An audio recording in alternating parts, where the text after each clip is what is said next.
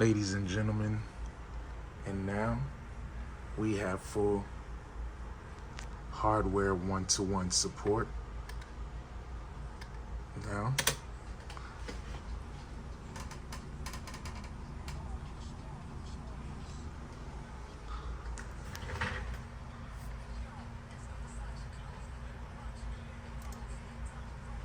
we have one-to-one routing now.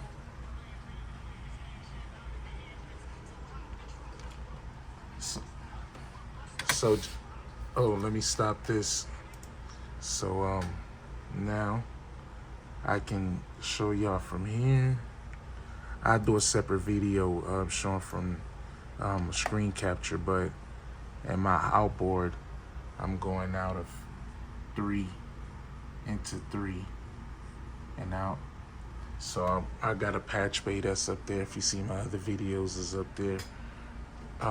But hardware inserts is working now, man. So woohoo.